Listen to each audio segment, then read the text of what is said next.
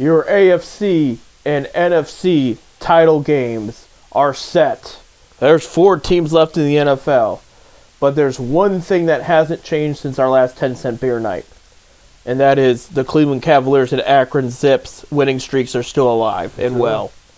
So, welcome to 10-cent beer night here for official sports show of FifthDimensionRadio.com every Wednesday night, 7:30 to 8:30 p.m. Eastern Time. We got Facebook video and then replays on Saturday afternoons. I'm Seth. I'm Bob.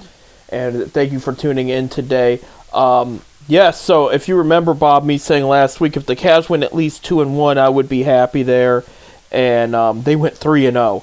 And it was a big 3-0 going back. And their winning streak now stands at 7 straight going into the last full week of January here. And they're playing well. Yeah, last Monday beat the Bulls 109-91. Wednesday night, this was the big one. Okay, so reminder, Cavs do not have Darius Garland or Evan Mobley right now still. And at this game, Bucks did not have Giannis, but they did have Damian Lillard. They had Bobby Portis, they had Chris Middleton, and even Akron's own Chris Livingston, I guess, played too. Yeah, well, I watched the game. He was playing. There you go. Well, he had to play because Milwaukee lost by 40 to the Cavs. They've never lost by 40 ever, and I mean ever. Like this was the first one. Yeah, Livingston, he only had 1 rebound. He didn't have any points there, but yeah, 135-95. I mean, Cavs led by 50 at a time. Yes, to this Milwaukee Bucks team, it was crazy. George Niang had a career high 33 points. And that was big. There, Donovan Mitchell with 31 in that game. Jared Allen with 21 points and 13 rebounds. Both of them making their case for the All-Star team still. And then Saturday night against the Hawks, they won 116-95. And then, so they keep on rolling. This week is going to be another test week. Now, tonight on Monday, and again, you'll know the results by the time you hear this because we're filming today here on Monday on the 22nd for the 24th. But Monday night, this is a whole road trip here, and they will be in Orlando against the Magic. Magic are good this year. They've dipped a little bit in the standings, but they're expected to still be a playoff team here in the East here. And then Wednesday and Friday night, both nights, they will be in Milwaukee. So Milwaukee's going to be looking for revenge for that game. So, I'm going to say what I did last week. If they can go at least 2-1 here, it's going to be a good week. They're playing well. Yeah, they really are. Absolutely. Right now they stand in 4th in the Eastern Conference at 25-15. Yeah, Orlando's at 8th at 23-20. They were 2nd for a while there. And again, they've dipped. Young team, kind of where the Cavs were a few years ago. I still think they're going to be a playoff team this year in the East. They might be in the play-in mix, but we'll see. Who's that? Orlando. With the Orlando Magic. I was going to say, because the Cavaliers should be a playoff team. Right. Milwaukee Bucks are 2nd in the conference with 29-13 record. They've been playing very well. The only team they didn't play well against was the Cavs there. One key note, the Pacers are in 7th and they're 24th and 19. I bring it up because they made a blockbuster trade over the past week, getting Pascal Siakam from the Toronto Raptors. That was a big deal. So the Raptors officially, all their star talent they had on that championship winning team in 2019 is gone. Completely gone now. And it's a whole new chapter in Toronto, and some are wondering if they made the best move possible there. So that's something to look out for because the Pacers, good team. I mean, Tyrese Halliburton is making a case for MVP this year. He's a little bit banged up now. He just got back into action recently. But I mean, like he's the assist leader. He's probably going to threaten John Stockton's assist record in a season. I mean, he's doing that well. It's been very impressive there. So that's where the Cavs sit in the conference there. In the West, it's interesting out west. This is not like last year. If you remember, the Nuggets dominated from the very beginning of the season all the way to the finals. They were first place the whole time. Well, Timberwolves are still in first place. They've been in first place for a while. 30-12 record. A game behind them is both the Thunder and the Nuggets. Thunder are 29-13, and Nuggets are 30-14. Obviously, but the Nuggets have played 2 more games than the other guys have. But that's where they sit there. And then the Clippers are red hot and are 27-14. I bring up too because the Lakers are 22-22. There's been a lot of drama and issues out there, and it got reported this past week by Brian Windhorst, former Beacon Journal writer. Yeah, Beacon Journal writer there. He's now with he is ESPN's NBA guy. He's like there's two main guys, but he's one of the main reporters. And he had a report. He said, I don't know what's going to happen with LeBron James in 2025. He says, I'm pretty sure he's going to play. He just says, I don't know if it's going to be in LA. He has that opt-out. And I've never seen LeBron this rattled before. I mean, there's a lot of bad stuff going on in LA right now, and it's not going to a trade deadline. It's not going to fix this. I mean, I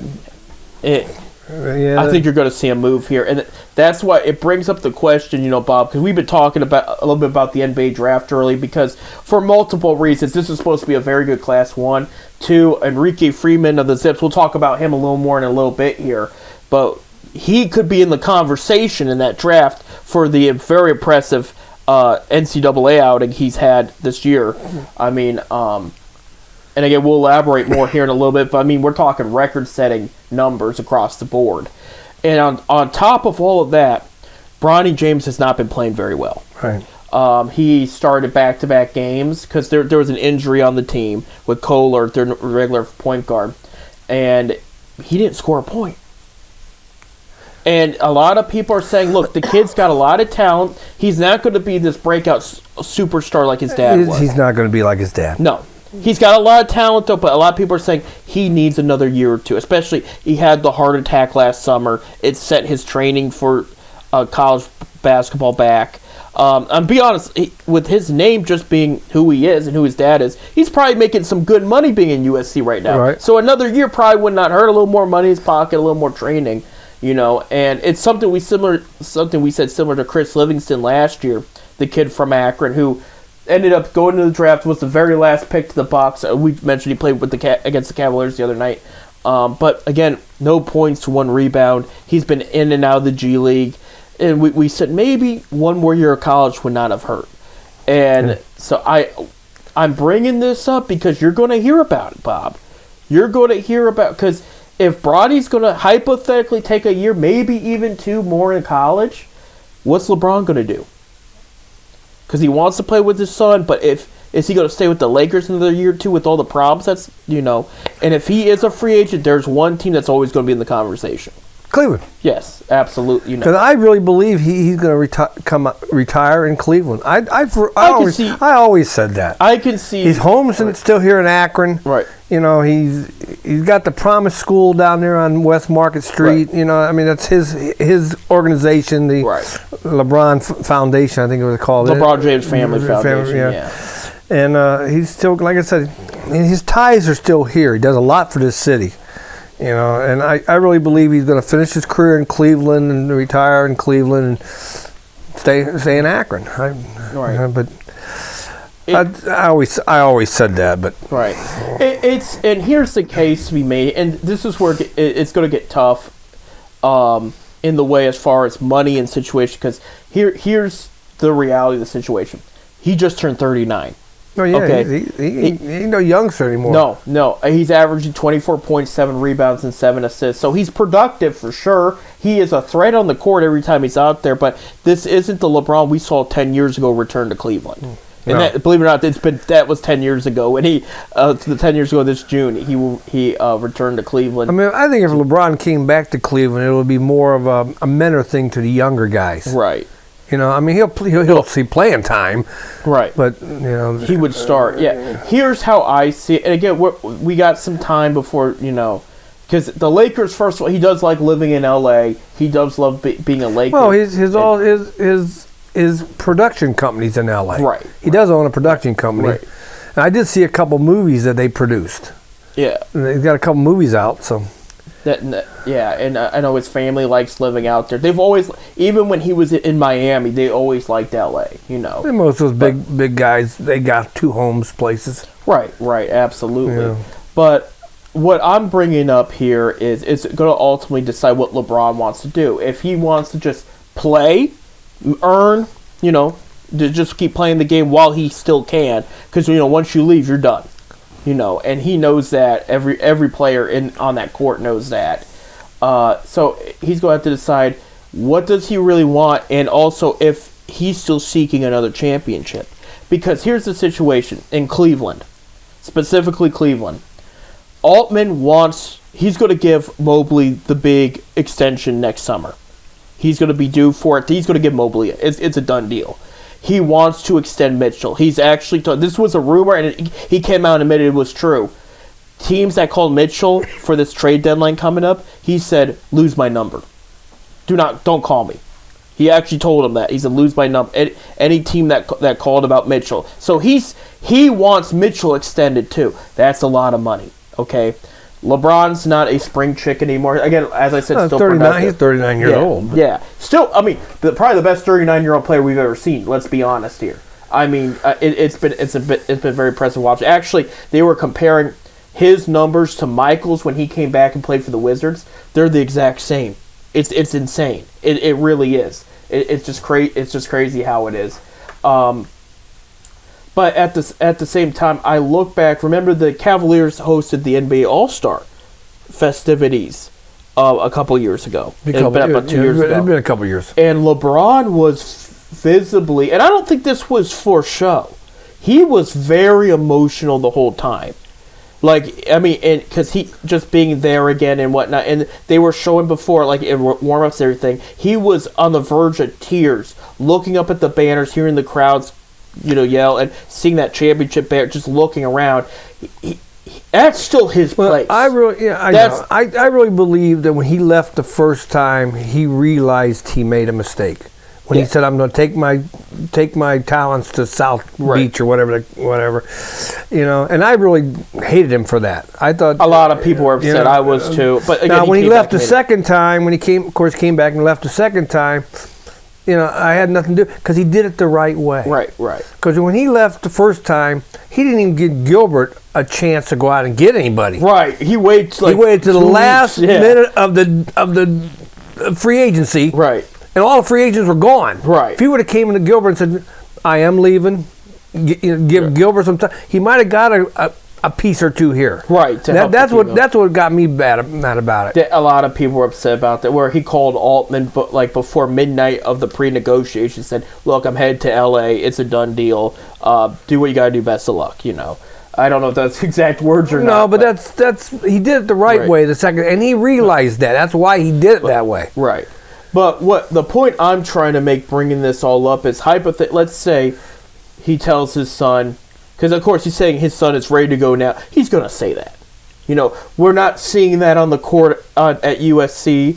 And again, like in his son's defense, a lot of the juniors and the sons of these other players don't usually pan out to be like their dad. You look at the closest, Kenyon Martin Jr., who's in the league now, solid player. Nothing like his dad, but he's solid. But Gary Payton Jr. didn't pan out.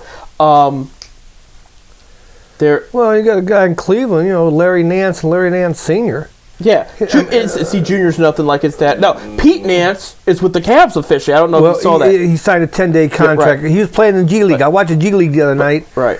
And he was playing. And I'm saying, I didn't know he was in the Cavs organization. Right. But he's a two-way player now for the Cavs. So. Right, and that's the first team ever to sign 3 people from the same family. Same family. Yeah, in NBA history. So yeah, Pete Nance is officially a Cavalier there. So that's great, and I know he's been working very hard there. Again, another Akron kid though. Remember, he grew up, in Fairlawn. He went to Revere High School. Yeah. So he in the Fairlawn area there. And his sister was a great basketball player in college. Right. I can't think of her name right now, but she was a good basketball. They've worked. The Nash family is good. And of course, Larry ended up leaving basketball and went driving stock drag racing. I didn't know that. Yes, he did. He owned drag racers. That's crazy. That's Here's a 6'9", 6'10", whatever he is, driving a dragster. Hey, it'd be a lot of fun for anybody, really. But so a lot of these guys. There's another Cavalier. I'm not. Ron. Oh, it's slipping. They just had his. They had Chris Henderson's son on the summer league team. He didn't make the cut.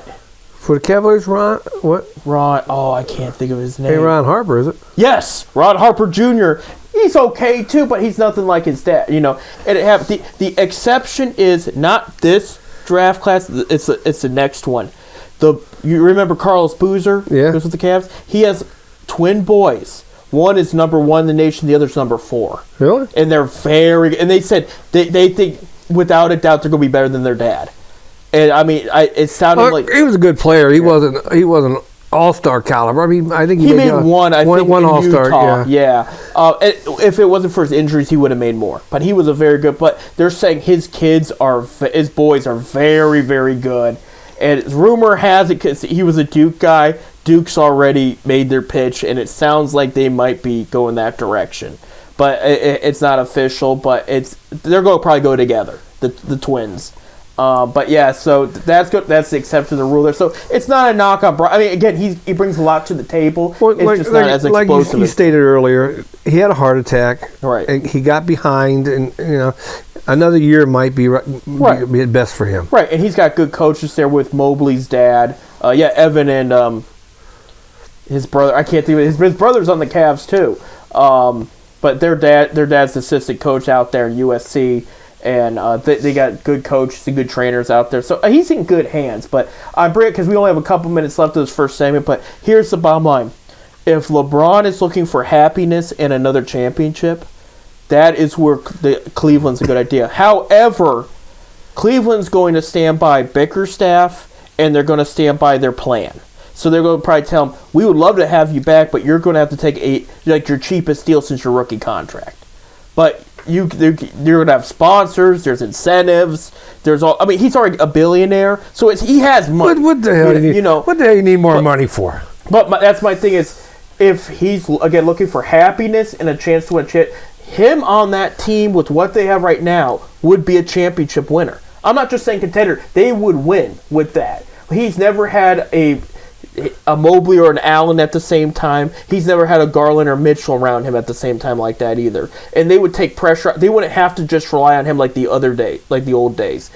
Like Mitchell would take some of that pressure off of him. So it's an idea. Again, we don't know what's going to happen. He could stay in LA. He's got an option. He could say, I'm going to take the money in LA for another year, try to make it work. Because he does love it out there. And I don't know if you noticed, but LA's officially his second longest term with a team. He has stayed there longer than he did in Miami, and then I think his second time in Cleveland was there too. For 4 years. Yeah, he was in Cleveland for 4 years, and then with Cleveland, then first year. Yeah, first shot, and then another 4 years. 18, 19, 19, 20, 20, 21, 21, 22, 23, 24. So there's about 5-6 years there. Yeah, that's where he's at. But it was an interesting comment made over the weekend, and I will tell you guys, look, maybe it's unrealistic, maybe not, but the Cavs, if he is a free agent, the Cavs are going to be in the conversation somewhere. It's going to come up. We know this for sure. Well, I told you before, I think he's coming back he'll retire in Cleveland. Right. I always said that. Right. So, but we'll see what happens. And at the end of the day, whatever's going to happen. But we just need the Cavs to keep doing what they're doing right now. Because right now it's good to be a Cavaliers fan than it is a Lakers fan right now. So I will tell you that. So when we come back, I'll give you an update on the Cavs injury list. We'll talk about the Akron Zips and the Ohio State Buckeyes. A lot of good stuff happened over the past week, so we'll talk about that. And then football, of course. Stay tuned.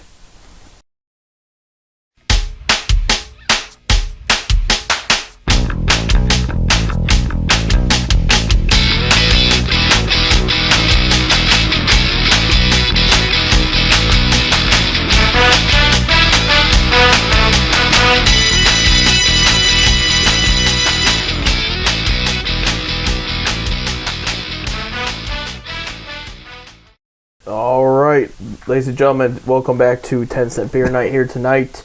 FifthDimensionRadio.com. I'm Seth. I'm Bob. And before we went on break, we were talking a little bit about the Cavaliers. Just real quick updates. Darius Garland, after a broken jaw, has been back to basketball activities. However, he is out the whole road trip, so he will not play at all this week. So they're I don't think they're rushing him there, but he's almost there. But they didn't want to take him on the road, and put him out there. I think they want to give him a little more time. And then again, the big home game fast forwarding the following week when they get back from the road trip, it's going to be the Clippers. So I think they're saving him for that too. So I think that's got something to do with it. But so he won't be back this week, but I expect next week at some point he's going to be back. But he is making progress. He's back to playing basketball, in practice and on warm-ups and everything. Maybe not warm-ups. Don't quote me on that. But he's been practicing. And Evan Mobley is on schedule right now. Surgery's going. They said he's looked fair. Like he's done bits and pieces of conditioning. They said he's looked great, so he'll be back soon. I wouldn't put money on next week, but maybe the week after. Good. So get those two pieces back, which should really be good. Well, and that's the thing is they have this winning streak without him. They've played very well with the. I think outside the winning streak, they've only lost 3 games, and we're talking about over a month without these guys. I mean, they've played some good teams. The bench has been playing really well. Yeah, they really and that was one of the big things Altman did over the offseason was get more role players, and it's worked at this point. I see my boy's been starting, Dean Wade. Dean Wade's been starting there. Tristan Thompson's looked solid off the bench. I mean, it's all working out very well for them right now. Switching to college hoops right now, Akron Zips on a 6-game winning streak. Last week, me and you went to the game in Kent against in Akron against Western Michigan. They won 77-66. Slow start that first half. They started finally moving the ball around, finding the better shot, and things started looking better. And but all in all, Ricky Freeman. Western played good. Yeah. Then after the loss to Akron, they lose the next game. There you go. So, Akron broke them. And Ricky Freeman set the record 31 straight double-doubles. No, 31 straight double-digit scoring. Double-digit scoring games there. So he did have a double streak going there for a bit. That ended in Kent on Friday. They won 77-71. Again, they scored 77. But Enrique had only 8 rebounds. He had 23 points, so did Ali, but he only had 8 rebounds there. But they got off to a big start against Kent. Yeah. It was up by 20 at one point in the first half. Right. And, of course, Kent picked away. Right. But the last 2 minutes of the game, Ali went crazy. Right. And I know they don't like him there in Kent. He's tough on them in Kent. And Akron's now 14-4 total. That's their total record right there. They're the only undefeated team in the MAC. They're 6-0. They're 6-0 in the MAC. They're their first place in the MAC there by themselves. They're Bowling Green and Toledo behind them. Toledo losing to Central Michigan over the weekend really set things back. Central Michigan looking decent this year too, 4-2 in the MAC and 9-9 overall. And Bowling Green's also 14-4 and 5-1 in the MAC. So we might have to look out for Bowling Green there, Bob. Well, Bowling Green, Akron beat them already this year. That's their only loss. Yes, was against that. You're right, 83-67 about a couple weeks ago there. This week's scheduled Tuesday in Akron. They will play Ohio, and Ohio is. I'm planning on being there. Yeah, Ohio is. Where are they on this list? There. Oh, here you go. They're 3-3 in the MAC, 99 overall. Yeah, and then on Saturday they're at Miami of Ohio, and they are 3-3 in the MAC, 99 overall. Same thing. It's the exact same thing there. Good possibility to keep their winning streak alive. But Mid-American play. Right. Anybody could beat anybody on a given night. Right. But so far, so good for Akron. Ask Toledo. Yeah, ask Toledo. Exactly. But Akron having the start that they were hoping for there, which is fantastic. For Ohio State, this past week, they only play. No, they had 2 games there. They did lose to Michigan 65-73. I think we were talking about that while they were playing there on Martin Luther King Day. Saturday, they beat Penn State 79-67. This week's games, they're at Nebraska on Tuesday at 7 p.m. And so by the time you hear this, you know the result. But Saturday, they're at Northwestern, 8:30 p.m. Night game on Big Ten Network. Currently, Ohio State's 13-5 overall, 8th in the Big Ten there. They're 3-4 in the Big Ten. Nebraska's 4-4 in the Big Ten, 14-5 overall, so that one could be a good game. Northwestern is 4-3 in the Big Ten and 13-5 overall. So we're looking at a couple good games coming up for Ohio State there. So basketball, they're hanging in there, not bad. They're going deeper into the conference play now, and we'll really see what this team is made of. But they're better positioned right now than they were last year. If you remember, last year was pretty rough, especially even at this time it was. But the big story is, and I am switching gears here, the football team. Oh my gosh, what a week. What an absolute week. You talking about Ohio State? Yes. Yeah, they picked up a couple guys from Alabama. Yeah. Now Nick Saban's gone, so. Yeah, Caleb Downs, probably maybe the best safety in NCAA, transfers to Ohio State. All right. Julian Sayin, okay, top quarterback recruit from 2024, committed to Alabama. He's now in Ohio State.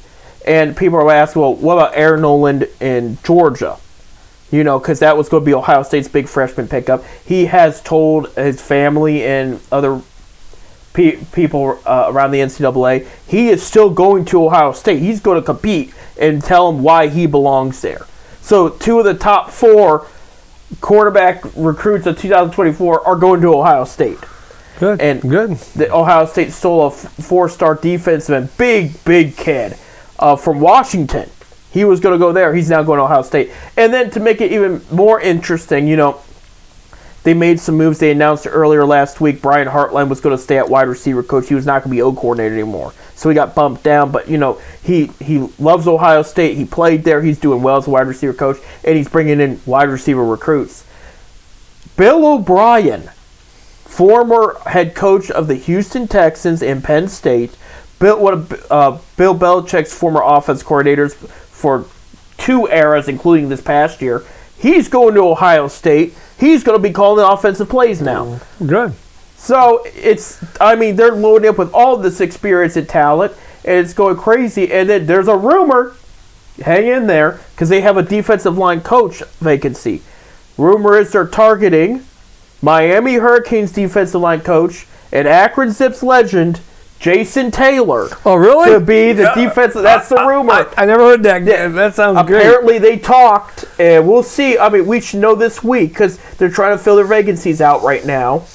And Taylor's from Miami. Yeah. He's from that area. Yeah, and so that's why it was a big deal when he got drafted by the Dolphins and everything, and how well that is. Hall of Fame career. So it worked out very well for him there. But yeah, there's talk. Ohio State wants to poach him from Miami of Ohio, and he would be Miami, Ohio, or Miami? Oh, excuse me, Miami, Florida. Florida. Hurricanes, yeah. So we were just talking about Miami of Ohio against the Zips. That's what threw me off. It was like, duh, But that's Ohio State football's. They have the pre-rank for the Big Ten out already. The defending champ, that team up north, got bumped down to 4th because Ohio State, with all their moves, are 1st, and then Oregon's now in the mix, so they're 2nd. And Oregon's a Big Ten team. Yeah, that's what I mean. They're officially a Big Ten in football, at least. And for your winter sports and your spring sports, it hasn't happened yet, but next year you'll hear about it. But yeah, it's a big deal there for Ohio State there. Real quick, before we get to talk about playoffs and whatnot, we do have a couple Cleveland Browns updates because there was some moves made last week after our 10-cent beer night was covered and recorded, and the Browns had parted ways with their offensive coordinator, their running back coach, and their tight ends coach. For running backs, Stumpy there was there for a few years. Rumor has it he was fired over being a media leak. Because people were wondering, they thought he did a good job. Well, here's the other thing, and I'm not trying to downplay his job. Everybody loved him here. I liked him here. He did a good job. He also had Kareem Hunt and Nick Chubb. That does make your job a little easier. So, and when you look at this season, Jerome Ford did very well, but his production declined at a certain point. And we just didn't see the Jerome Ford we saw in the earlier weeks of the season. And I'm wondering if that had something to do with it. I know the offensive line was banged up too in his defense. But, maybe it had to be the media leak, So, and then Van Pelt was gone, and some people have asked about that. And they're going a different direction offensively, and I think part of it is the rumor is we'll know more when staff is hired, because Andrew Berry had a press conference this morning. He did not want to talk about new staffing until the staffing was complete. Then he was going to talk about it. And the rumor has it Stefanski's going to hand play calling duties to the new offensive coordinator, which I would love. I would love to see it too, because the head coach are not. You hire these coaches to do a job. Right. Let them do their job. Right. Just don't. What is the offensive coordinator supposed to do? He's supposed to make the plays up. Right. You got Stefanski changing the plays, calling what he wants to call. Right. Well, and here's the thing a lot of people don't talk about. I think I brought it up here before. If I haven't, this was very important that I should bring it up now. When it comes to, because that's the new thing with these offensive guru head coaches. They want to do their own play calling still. They didn't want to give up the play calling. They want to do it like when they're a coordinator. And when you're a head coach, you have so much more responsibility on that sidelines than a lot of people know of. So when you're handling all the play calling for one unit, in this case, it'd be the offense. Usually, defensive-minded coaches don't get in the way of the defensive play calling unless they have to. But when you're doing preparing for all the play calling too, and making those play calls and being head coach at the same time, that's a lot of responsibility at one time on game day. It is. And you see a lot of these coaches throughout the years, production declines on the offensive side of things from when they first were starting to call plays as a head coach to now they're in year 6, or something like that. Look at Sean McVay, one of the top offensive mind for the Rams, okay? His offense doesn't click like it used to, okay? Matt LaFleur with the Packers, he's got a new quarterback and everything too, I know. But it's the same thing that's going to go from O'Connell of the Vikings, same thing. So fans, and here's the thing with the Browns' playoff loss. We know the defense, there's questionable defensive play calling. They gave up the big play. There was turnovers too. However, we punted the ball a lot more than we should have with what we had on the field. They weren't executing as much as they wanted to. So and here's the other thing. This is just speculation on my part. This isn't anything they've said. They watched how well Flacco's pass game went, and somebody probably said, we need that for Watson if this is going to work. We can't just have him run crazy or do these improvisation plays. We need this passing play calling that's going to work best for him and best in general. Because I had a problem with the whole improvising, and that's for those that don't know, that's like what Pat Mahomes does for the Chiefs, where he'll look, nobody's open, he'll run to the side, he'll keep the play going until somebody's wide open somewhere, but it's risky because you could get hit and sacked. You got to run to the other side because that's the improv. But it's overrated because he lost a Super Bowl doing that against the Buccaneers, if you remember. The Buccaneers were all over the place. They were pressuring him. They had everybody covered. He tried like drawing the play out a little longer, find the open guy. There was no open guy, and then he got hit. And they said he ran a total of 2.5 miles in that pocket, that Super Bowl. It didn't work. Where Joe Flacco, and now you've heard me preach about this, 1, 2, 3, find your right guy, and that's what Watson needs to do. And the one play call, there's a couple that people should criticize Stefanski this year. If you were to give me the top 3 play calls he did that should be criticized, the one was how did Watson hurt his shoulder? They were at the 7th-yard line against the Titans. He made Watson run. He didn't call a pass, run it if he's open. Watson, it was a quarterback draw. He hiked it. He ran. Somebody went right at his shoulder, and that's how that started. Bad play. Bad. You're at the 7. If you're at the goal line, I understand. You're at the 7. What are you doing calling a QB sneak at the 7? You know, and so that's why I like this idea of bringing new guys in. But so this is where they're at, Bob. Former running back for the Steelers and Eagles, Deuce Staley, is being interviewed for the running back coach job. They like him. The Jets are looking at him too, though. He came from the Panthers. He was fired when Reach was fired. Not for doing a bad job, but rumor has it he was defending the coach when he got fired. So it led to him, I think some things, because there was a handful of offensive coaches that were fired at the same time, and you always defend your coach. Yeah. So he defended his coach, and he was like, I would defend him. Right. I don't care if he's a bum or not. I'm gonna defend him. Right. He gave me the job. So they interviewed. I don't have his name in front of me, but the Seahawks O-line coach was interviewed for the job. Yesterday, Ken Dorsey, former Browns quarterback, he was offensive coordinator for the Bills this year. He was fired, though. He was not doing... Fired from the Bills? Yeah, he was fired mid-season from the Bills. I don't like that one. I hope they kind of stay away. I think they're just looking right now. This one's interesting. Jared Johnson, quarterback coach for the Texans, is going to be interviewed tomorrow for the offensive coordinator position. He did very well with Stroud. He did a very good job with Stroud. That might be something to look into, you know. I mean, Stroud's got to be the rookie of the year.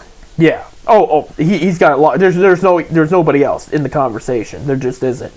And as for Andrew Berry's press conference this morning, they were talking. He expects Chubb to be back because they're talking about he's owed $11 million next year. Let's be honest here. Chubb wants to be here. He doesn't want to be anywhere else. He'll reconstruct his deal if he has to, because he won't be back first week 1 of the season. It's going to take him a little bit long. The rumor is they're aiming week 6. Okay, so he probably will reconstruct, do whatever it can to help the team. But then when he comes back, he'll be ready to go. And he did say today, Barry said, they take the backup quarterback situation seriously. He would like Flacco back. But Flacco wants to be back in Cleveland. Right. He mentioned that in the comment the other day. But Barry also mentioned he wanted Brissett back last year, too. And look at what happened. So, ideally, he's interested. He liked that conversation.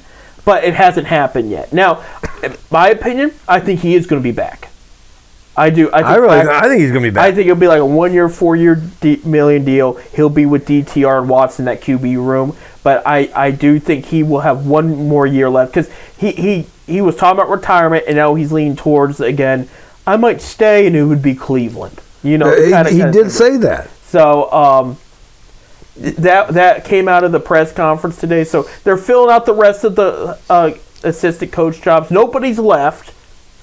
There is a D-line coach position that's vacant now too, but they're going to fill those out. But it'll be interesting what happens with the offensive coordinator. And you saw, look, last year they switched from Jim Schwartz, defensive coordinator, Bubba Ventrone for special teams.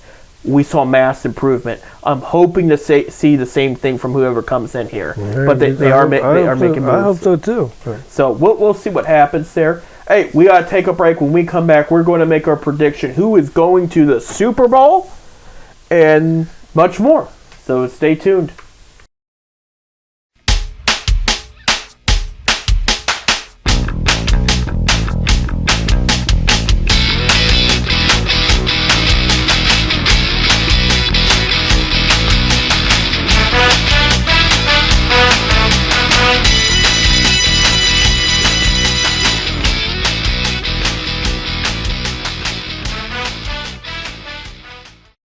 And welcome to the last segment of today's 10-cent beer night. Is it going to be our last one for... No, we got one more. We got one more before the Super Bowl. No, we got one more before the January, yeah. The last day of January is our last one. But yeah, we're already at that point, Bob. This month flew by. But thank you guys for tuning in. Just announced from the MAC, Enrique Freeman is MAC Player of the Week along with Marcus Hill of Bowling Green. So there you go. Probably no surprise on our end, but speaking of Freeman, did you see what the comment that the Freeman from Kent State said? No. It was in the Beacon Journal, the Akron paper. No. Said that I don't know what all the hype is on Enrique, but I'm the best player in the MAC. Well, did he show up the other night? No. No. So what's he talking about? His name's Freeman. His last name's Freeman too. I gotta pull this up now. Yeah, pull it up. But he's leading the conference in a couple things. The Kent State one? Yeah, Kent State kid. He made that. He was a comment in the Beacon Journal. He had 14 points off the bench. So, I mean, not bad off the bench, but... I mean, your team lost to him. You're not putting up the numbers. Why are you even... This is the same team that made that rap and put down Aaliyah Lee and got suspended. Well, also we beat Kent State. We didn't have Trimble. Trimble is sick. Oh. So I mean, he's a key player, too. He's a key player. He leads the team in assists. And he also leads the team in goodness gracious. Field goals. Yeah, it's not field goals, free throws. Yeah, he's sixth in the league in free throws, but he's only Akron kid that. So he, you lose Trimble, you lost. We still beat Kent State. Who cares? Who cares? We still beat Kent. I don't know why they're even talking right now. Kent Reed, Kent Wright, Kent State. Well, yeah, they need to get it together if they want to even be in the conversation in a month or so. We'll see about that. I did want to mention real quick before we switch gears to the playoff teams that are still playing. Browns had 5 Pro Bowlers, which were Bitonio, Garrett, Ward, Cooper, and Njoku. They now have 7 total after injuries and all kinds of stuff going on. Wyatt Teller, the right guard, and Jeremiah Usukoromora. That's the first time I've ever said that right. The outside linebacker are going to the Pro Bowl too. So 7 Pro Bowlers. They've done that before. The Browns have, but it's been a while. No, I think if you're on a team that's in the Super Bowl, you don't go to the Pro Bowl. Right. Yeah, so I wonder if it's like the NCAA. Can you opt out?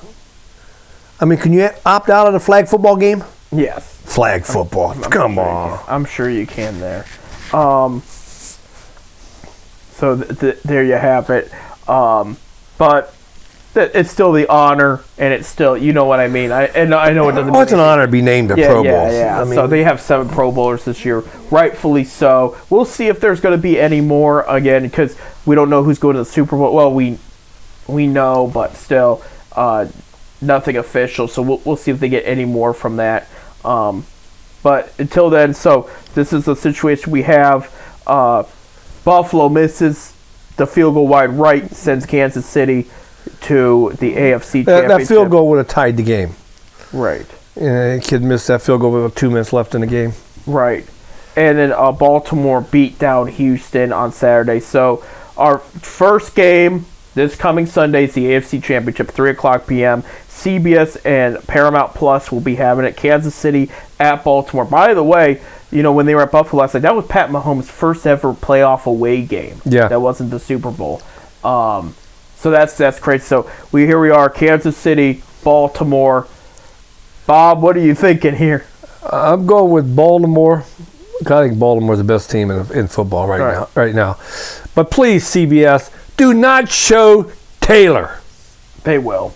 I know they will, but please don't show her. I'm tired of seeing Taylor. Yeah, well, I think she's going to be crying. According to the NFL script, the Ravens are going to win this game.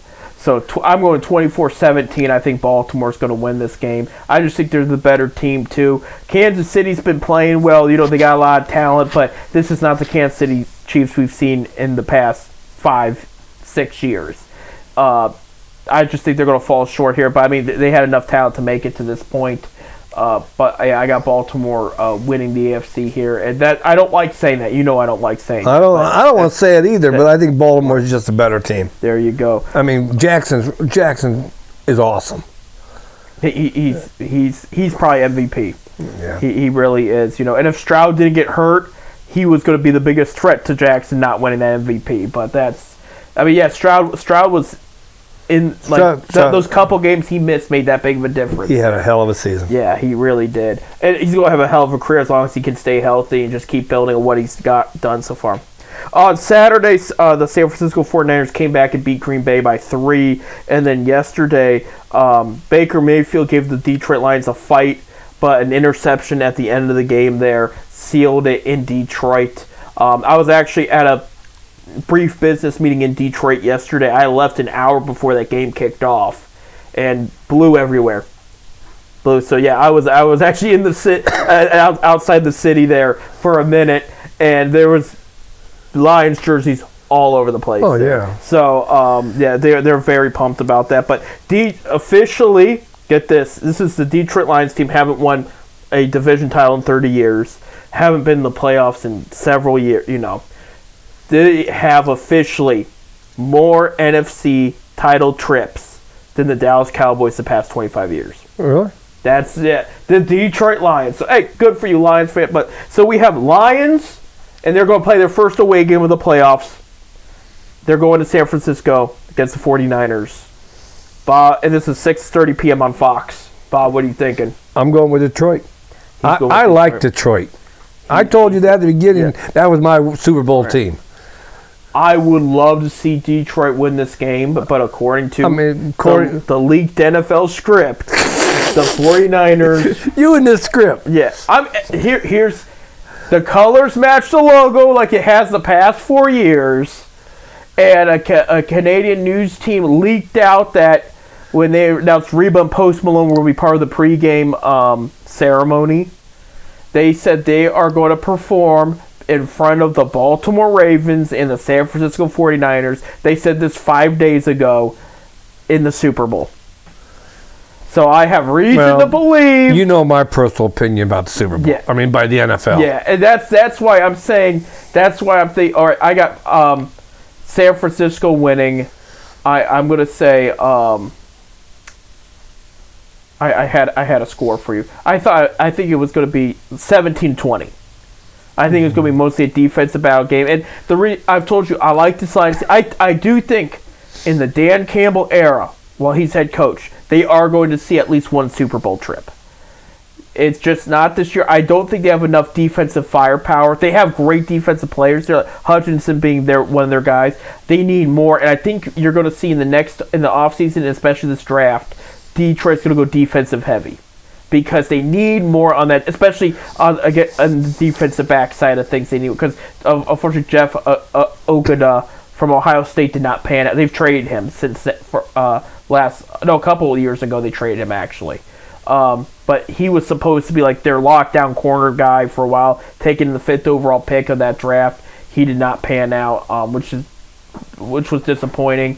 But they need to fill that void. And I think they're going to do it in this upcoming offseason. But they're going the right direction. But I think it's going to be Baltimore and San Francisco in that Super Bowl. We'll predict the winner of that in a couple weeks. Again, we have the whole Pro Bowl week. Are we going to predict the winner of the flag football game?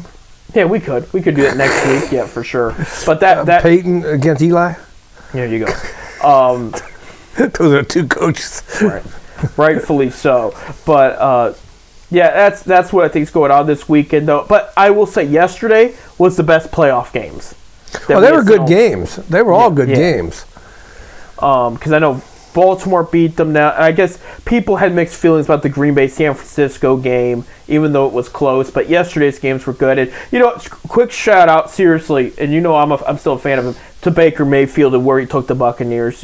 People want to make fun of him about that last interception there. I mean, that was his only bad play. He played very well outside of that. He had a good year. Right. And there's only 3 quarterbacks all time to have over 300 yards passing and 3 touchdowns in a playoff game, win a game for multiple teams. And that is Tom Brady, Brett Favre, and Baker Mayfield.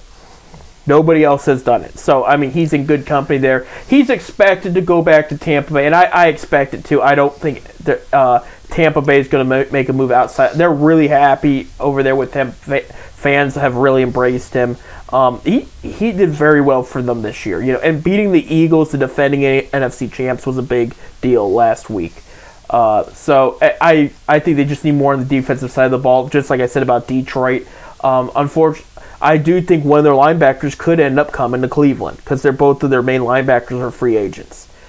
Just a early prediction on my part. But Baker did very well, and I think he's made his home at Tampa Bay, and I think he's going to play his rest of his days there, probably retire there as well when that time comes. But we'll see what happens. But yeah, I mean, Buccaneers had a good ride. Green Bay had a good ride too. Houston, bright future. And I'll say about Green Bay and Jordan Love too. I mean, they were not a slouch team by any means. This was a very good team where it's just going to go up from here. They just got to add the right pieces going into the offseason every year. I mean, everybody didn't think Green Bay was going to get by Dallas, and they just blew Dallas away. Yeah, Dallas has been something else. That's a whole situation there. And I know it has caused for some firings and what. Now, Dallas is okay, but like Eagles fired their D coordinator last night, for example.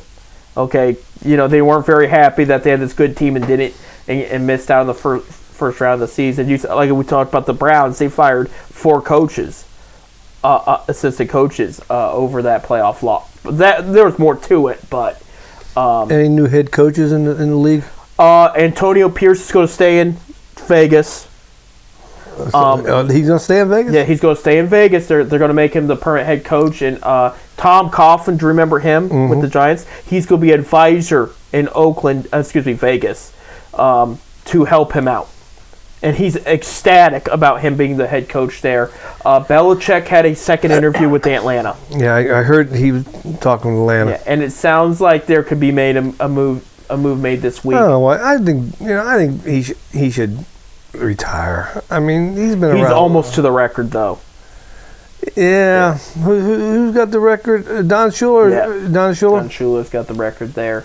Sounds like Tomlin he's got one more year left of his contract. Sounds like he might take that year in Pittsburgh. It's not official, but it's looking like it. I think he's going to stay in Pittsburgh. Yeah, for one more year. Well, supposedly he said he's told the guys that I'll be back next year. Okay. That's in the locker room at the end of that game. Yeah. He says, don't listen to the rumors. I'll be back. That's what supposedly what he said. So he might be playing around trying to get more money in the extension, which I don't blame him for. Seriously.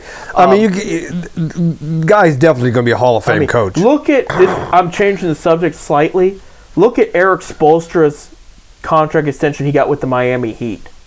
That's like $12 million a year to coach. I mean, the coaching salaries have gone up, and that's NBA. And NFL. I mean, he could ask for a pretty penny to stay. I don't think he would. I think he likes it. He's been 17 years. He's like, yeah, but he's got one more year left. So I think if there's an extension, he's going to be asking for a pretty penny. That's what I'm saying. Oh, that's what you mean. Okay, I got you. I do know as far as the other vacancies go, there's been some. I know Chargers interviewed Jim Harbaugh, but it sounds like Michigan's going to give him a record deal. I know Chargers supposedly told him we're offering you between 15 and 18 million a year. But he wants a new deal with Michigan with immunity. I wouldn't leave the NCAA. I wouldn't leave. He's got a great thing in Michigan. Oh, he's got a great. And he's finally won a championship. But I will tell you, I think he's better in the NFL. I do think he's a better NFL coach than. I mean, I would personally, I would never leave the college level to go to the NFL. First of all, less games. Yeah. Less headaches. You're not butting your heads against multi-million-dollar people. I personally would stay in the NFL. Any news on the Akron side? Any new recruits coming in from Akron? Not too much. I'll get an update there. I wanted to actually continue talking about the head coach thing real quick. Get the update there. Let me. Because you have Washington, you have Tennessee, you have Seattle. I thought they would give me an update here about they don't have the list. Usually somebody has the list postings, but they don't. But yeah, what I've told you so far, NFL.com's got some stuff.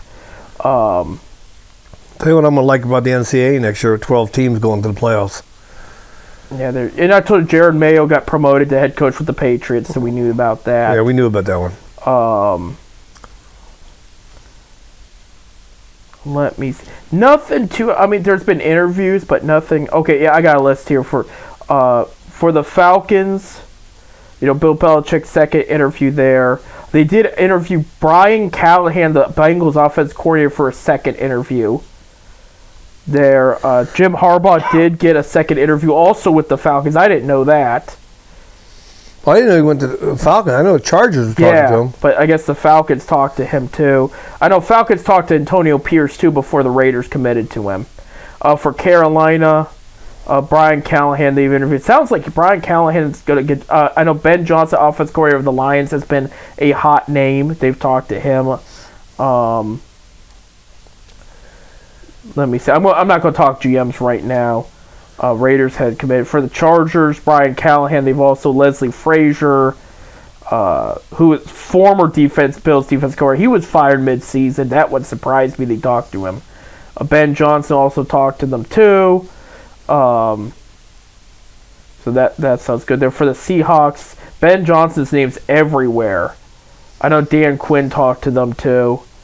For Tennessee, Brian Callahan of the Bengals was a hot one. As you see, Ben Johnson's name. So Ben Johnson's probably going to get a job. For Washington, Eric Bieniemy, their offensive coordinator, interviewed. He was with the Chiefs the past couple years, so they interviewed him to see maybe this is a guy we want to promote. But yeah, no other hires though. All right. Okay.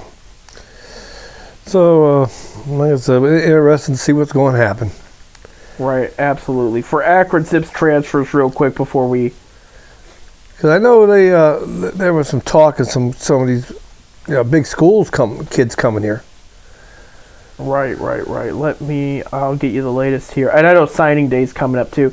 We mentioned Ben Finley, quarterback from California, going to Akron. They did lose a quarterback, Dijon Jennings. He went to some small school there. And, he wants playing time. Yeah, Jankowski's going to UMass. We did add Jordan Simmons from Michigan State and Marquise Williams to running backs. Marquise Williams is from Minnesota, so 2 Big Ten running backs there. For receiver, I told you about the tight end and Max Wisner. So we got some good kids coming in. Nobody. We did. No, we did not add him there. Let's see. Yeah, he added some, but yeah, I mean a lot more on the offense side. He had a couple O linemen too, but as far as any more bigger names, not really. But I'm interested to see. He was talking to some good recruits too. I brought up Aaron Nolan earlier. He did talk to Akron before he committed to Ohio State. Really? So yeah, I mean not that he would think about Akron over Ohio State, but they did talk and have that conversation, and he fits the system there. Well, he got new coaches. I told you about the former Zips coach coming back, right. To be wide receiver coach. We didn't talk about that on here. And then his O corner left for a job with UCLA, so they got a guy from. Oh, I sent you the. You sent me the thing. The link, yeah, because it was one of the top Division II offensive play callers. Let me get there. Who's the old coach that's coming back? Taylor Housewright of Montana State is going to be the new offensive coordinator, and he did a great job at. I mean, they were top 5 in every category in that division.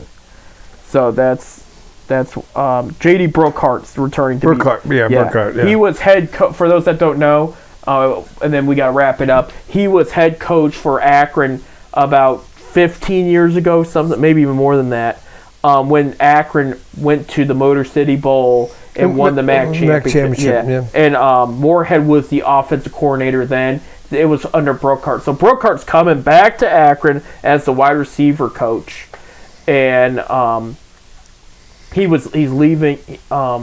Tempted to say Pitt or wherever he was at. And then, so he's going to have a new offensive coordinator, too. So some changes going on in Akron, but they're making adjustments, getting some better players, and getting some different coaches in. So Moorhead knows how to know how to go out and get these kids. Right. Yeah. So hopefully, and that's defensively, they weren't bad last year, if you remember. But they got tired because the offense would either turn over the ball or punt it right away. So they need this offense to get going, get the defense rested. We did see improvement, but like I said, I think if Moorhead don't straighten it out this year, I think it's going to be a big year for him. He could be seeing another school somewhere. I mean, walking papers. Yeah. Personally. Yeah. It's going to be a big year for him. I think he knows that. So we got to wrap it up. When we come back next week, we'll talk about Briefly, who's in the Super Bowl? We can't make our predictions till Super Bowl week, but we got the Pro Bowl coming up. But we'll talk definitely about college basketball, where the Zips and the Buckeyes stand, and the Cavaliers, if that winning streak any different, or trade deadline, because that's coming up for the NBA in a couple weeks. So if the Cavs make a move, we'll talk about it. In 36 days. Till March Madness? No, 36 days till pitchers and catchers report to spring. Yeah, we didn't get to talk baseball, but there was some things said over the weekend concerning the Guardians. So, but we got to wrap up. Thank you, Bob.